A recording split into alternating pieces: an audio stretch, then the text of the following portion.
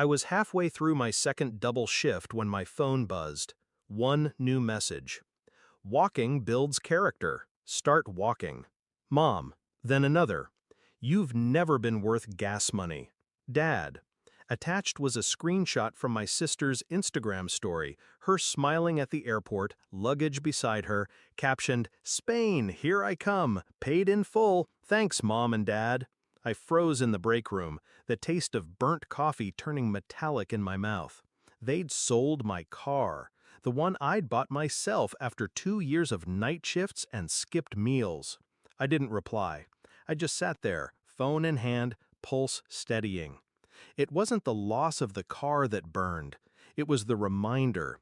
I was nothing to them but a resource to strip bare. It wasn't always this way. I used to think I mattered. I worked 2 jobs, paid rent on time, brought groceries when their fridge was empty. I thought that's what family did, carried each other. They carried my sister. Trips, new clothes, no questions asked. For me, every request was entitlement. Every need was weakness. I swallowed it for years, told myself love was sacrifice, told myself I was building bridges. But bridges go both ways, and they'd turned ours into a one-way road. The first crack came months before the car. I noticed cash missing from my room, a few borrowed things that never came back. They'd joke about it, as if I was being petty. Then I overheard my mother telling a neighbor I was too stupid to manage money. The same week I'd covered her overdue bills. But selling the car, that was different. That was theft wrapped in contempt. That was my turning point. I didn't scream, I didn't beg, I planned. Step 1, gather. I started pulling bank statements. Every transfer I'd ever made to them, every expense I'd covered, screenshots of texts where they admitted borrowing, photos of gifts bought for my sister with their money, money I'd earned. Step 2, track.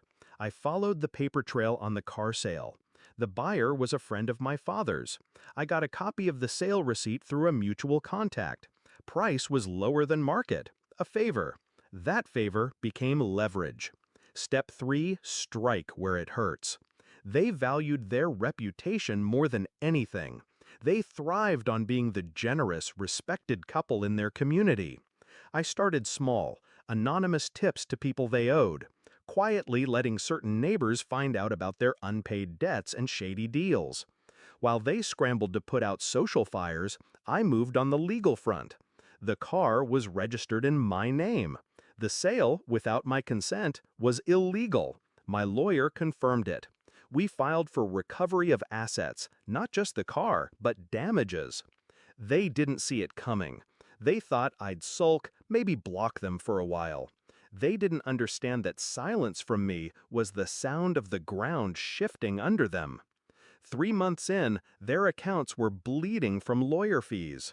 4 months, and my father's friend, the car buyer, turned on them to save himself, giving us written proof they'd orchestrated the sale knowing it was stolen property. By month 5, the court froze their joint account pending resolution. Every payment they'd once made to me out of love was now evidence of financial dependence, strengthening my case for compensation. The confrontation came on the day of the final hearing. They sat across from me in the courthouse lobby. My father looked smaller somehow. My mother still had that smirk, the one she used when she thought she'd already won. "You're really doing this to us?" she said. I met her eyes. "You did it to yourselves." No raised voice, no insult, just fact. In the hearing, my lawyer dismantled them piece by piece. Every stolen dollar, every text, every false claim laid out like a crime scene. They couldn't spin it, couldn't charm the judge. The ruling was simple. They were ordered to repay the full value of the car plus damages, an amount big enough to choke them. The repayment plan would stretch years, garnished wages, court oversight. But I wasn't done. A week later, I executed the last step. Remember the friend who bought my car? I'd already arranged a separate buyback through him once the case was settled. The car was waiting for me, keys in hand. I drove it to their house, parked right out front. They came to the door. My mother's face went pale. My father stepped forward. "This is harassment," he growled. I tossed a manila envelope on the porch, copies of the repayment schedule. "This isn't harassment," I said, calm as ever. "It's a reminder. Every time you send me a payment, you'll remember that you tried to take from me, and you failed."